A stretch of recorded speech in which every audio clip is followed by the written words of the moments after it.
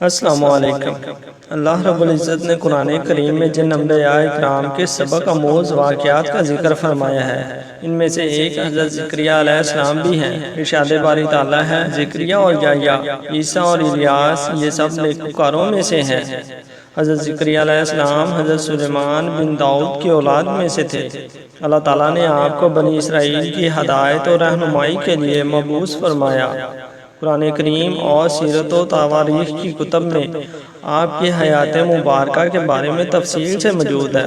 قرآن کریم کی 4 سورتوں، سورہ آل عمران کی آیت نمبر 37 تا 41، سورہ انعام کی آیت نمبر 85، سورہ مریم کی آیت نمبر 2 سے 11 اور سورہ انبیاء کی آیت نمبر 99 سے 90 تک، اور کچھ حدیث مبارکہ میں آپ کا تذکرہ ہے جن سے آپ کے بارے میں آگاہی حاصل ہوتی ہے۔ حضرت زکریا کی اہلیہ اور حضرت مریم کی والدہ آپس میں بہنیں تھیں۔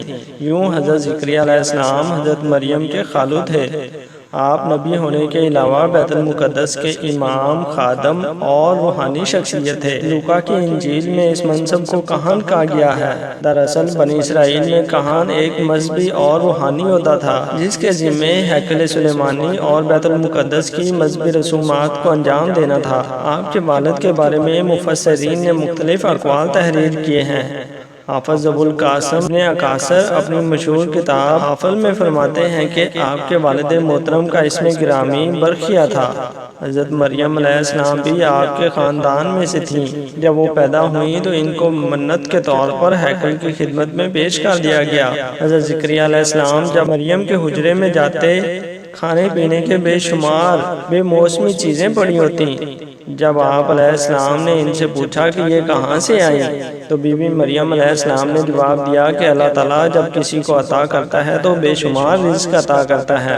حضرت زکریا علیہ السلام کی عمر بہت زیادہ ہو گئی تھی۔ ان کی بیوی بانجھ تھی، مگر آپ نے اللہ تعالیٰ سے دعا کی، اے اللہ تعالیٰ مجھے لڑکا عطا فرما۔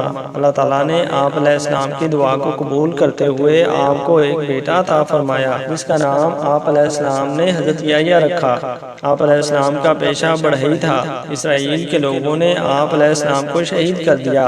آپ کی شہادت کا واقعہ اپنے بیٹے کی شہادت سے جڑا ہے۔ واقعہ کچھ اس طرح ہے کہ اللہ تعالیٰ نے حضرت زکریا علیہ السلام کو بڑھاپے میں ایک لڑکے سے نوازا تھا۔ اس کا نام اللہ تعالیٰ کے حکم سے آپ علیہ السلام نے یحییٰ علیہ السلام رکھا۔ وہ بھی اللہ تعالیٰ کے نبی تھے۔ وہ بڑے نیکوکار پیغمبروں میں سے تھے۔ آپ علیہ السلام کی قبر شام میں اولیا میں ہے۔ حضرت یحییٰ علیہ السلام کے زمانے میں ایک بادشاہ تھا جس کی بیوی بہت ہی بوڑھی ہو چکی تھی۔ اس بڑھیا کی پہلے خاندان سے ایک جوان لڑکی تھی۔ اس بڑھیا کو یہ ڈر پیدا ہو گیا کہ ایسا نہ ہو کہ بادشاہ کسی اور عورت سے شادی کر لے اور میری سلطنت جاتی رہے۔ اس نے سوچا کہ میں اپنی بیٹی کا نکاح اس بادشاہ سے کر دیتی ہوں، اس طرح سلطنت ہاتھ میں رہے گی۔ ایک دن اس نے حضرت یحییٰ علیہ السلام سے پوچھا کہ میں یہ کرنا چاہتی ہوں۔ حضرت یحییٰ علیہ السلام نے فرمایا کہ یہ نکاح جائز نہیں بلکہ گناہ اور حرام ہے۔ وہ بڑھیا آپ علیہ السلام سے ناراض ہو کر چلی گئی۔ وہ عورت آپ علیہ السلام کی دشمن بن گئی۔ وہ ہر وقت آپ علیہ السلام کو قتل کرنے کی کوشش کرنے لگی۔ ایک دن اس عورت نے بادشاہ کو شراب پلائی اور اس کے سامنے اپنی بیٹی کو بدکاری کے لیے پیش کر دیا۔ جب بادشاہ بیٹی کی طرف مائل ہوا تو اس بڑھیا نے کہا کہ میں تو بیٹی کا نکاح آپ سے کرنا چاہتی ہوں، مگر حضرت یحییٰ علیہ السلام اس کو ناجائز اور گناہ کہتے ہیں، وہ اس نکاح کی اجازت نہیں دیتے۔ بادشاہ نے حضرت یحییٰ علیہ السلام سے پوچھا تو آپ علیہ السلام نے جواب دیا کہ بادشاہ سلامت، یہ آپ کی حقیقی بیٹی کی طرح تم پر حرام ہے۔